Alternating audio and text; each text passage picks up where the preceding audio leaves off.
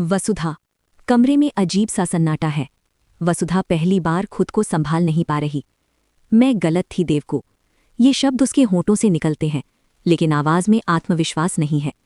वो हमेशा से लड़ने वाली रही है, अपनी बात पर अड़ी रहने वाली, लेकिन आज उसने हार मान ली है।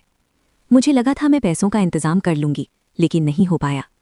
ये सिर्फ पैसों की कमी नहीं है, ये भरोसे की दरार है, क्योंकि उसने वादा किया था और वो वादा टूट गया।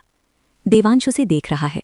उसके चेहरे पर सवाल नहीं, चिंता है, क्योंकि आर्थिक कमजोरी घर में सिर्फ पैसा नहीं छीनती, सम्मान भी कम कर देती है। अगर आप समझ पा रहे हैं कि ये सिर्फ आर्थिक समस्या नहीं, सत्ता का खेल है, तो आगे ध्यान से देखिए, क्योंकि ये स्वीकारोक्ति यही खत्म नहीं होगी। बड़ों की तरफ से जवाब आता है, हमें खुशी है कि तुम दोनों ने अपनी गलती स्वीकार ली है। खुशी? ये खुशी नहीं है, ये संतोष है, क्योंकि आज पहली बार वसुधा ने झुक कर बात की है। आज पहली बार उसने मदद मांगी है, और मदद मांगने वाला हमेशा कमजोर माना जाता है। यहीं से समीकरण बदलते हैं। देवांश धीरे से कहता है, हो सके तो मदद कर दीजिए। ये शब्द बहुत भारी हैं, क्योंकि वो जानता है इस मदद की कीमत होगी। कोई भी आर्थिक सहायता मुफ्त नहीं आती, शर्तें आएंगी, नियंत्रण आएगा, और शायद अधिकार भी छीने जाएंगे। जग अचानक बीच में बोल उठता है, अरे जग क्यों फाड़ रही हैं आप? तनाव खुल चुका है, मतलब घर में हर कोई खुश नहीं है इस दृश्य से।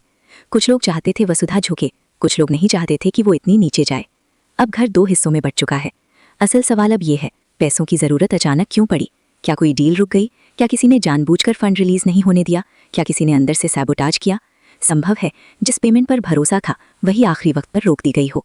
और अगर ऐसा है तो वसुधा की गलती असल में उसकी नहीं, वो बस उस जाल में फंसी है जो पहले से बिछाया गया था। अगर आप इस साजिश की दिशा समझ पा रहे हैं तो जुड़े रहिए, क्योंकि खेल अभी खुला नहीं है। बड़ों की तरफ से शर्त आती है, मदद करेंगे, लेकिन आगे से कोई बड़ा फैसला बिना पूछे नहीं होगा। ये मदद नहीं है, ये नियंत्रण की वापसी है। मतलब कंपनी पर अधिकार कम, मतलब फैसले अब स्वतंत्र नहीं रहेंगे, मतलब वसुधा की पहचान पर सीधा वार। आज उसने पैसा मांगा है, कल उसे हर निर्णय के लिए अनुमति लेनी पड़ेगी। रात, देवांश और वसुधा अकेले। वसुधा की आंखों में आंसू नहीं है, बस चुप्पी है। मैं हार गई। देवांश जवाब देता है, तुम हारी नहीं, तुमने समय लिया है। ये फर्क बहुत गहरा है। अगर उसने जानबूझकर झुककर कुछ बचाया है तो शायद वो पूरी तरह टूटी नहीं, लेकिन अगर अंदर से भरोसा टूट गया तो ये रिश्ता भी दरक सकता है। अचानक एक दस्तावेज सामने आता है। जिस फंड पर भरोसा था वो 3 दिन पहले ही रोक दिया गया था, और रोकने वाला घर का ही कोई। मतलब आर्थिक संकट प्राकृतिक नहीं था, मतलब ये बनाया गया था। अब सवाल बड़ा हो जाता है, क्या ये सिर्फ वसुधा को नीचा दिखाने की चाल थी?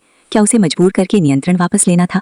अगर ये सच है तो आज की स्वीकारोक्ति कल की सबसे बड़ी बेनकाबी बन सकती है। अगले दिन घर में सामान्य व्यवहार, जैसे कुछ हुआ ही नहीं, लेकिन अंदर ही अंदर दरार गहरी हो चुकी है। वसुधा सबके सामने सामान्य दिखती है, लेकिन उसकी निगाहें अब बदल गई हैं। वो भावुक नहीं है, वो गणना कर रही है। कौन किस समय क्या बोला, किसने कब चुप्पी साधी, किसने शर्त रखी। देवांश के सामने भी चुनौती है। अगर वो पूरी तरह परिवार के पक्ष में खड़ा हुआ तो वसुधा का भरोसा टूटेगा। अगर वो वसुधा के साथ खड़ा हुआ तो घर में विद्रोह होगा, और अगर वो बीच में रहा तो दोनों तरफ से कमजोर। अब सबसे बड़ा सवाल, क्या ये आर्थिक संकट खत्म हो जाएगा, या ये शुरुआत है एक लंबी सत्ता लड़ाई की? क्योंकि जब किसी को सार्वजनिक रूप से झुकाया जाता है तो या तो वो टूटता है या फिर उठकर पूरा खेल बदल देता है। और इस बार वसुधा की आंखों में जो चुप्पी है वो हार की नहीं लगती, वो तैयारी की लगती है। अगला कदम तय करेगा, क्या आज की गलती सच में गलती थी या किसी और की चाल का पहला सबूत। और जब सच्चाई सामने आएगी तो शायद इस घर में कोई भी पहले जैसा नहीं रहेगा।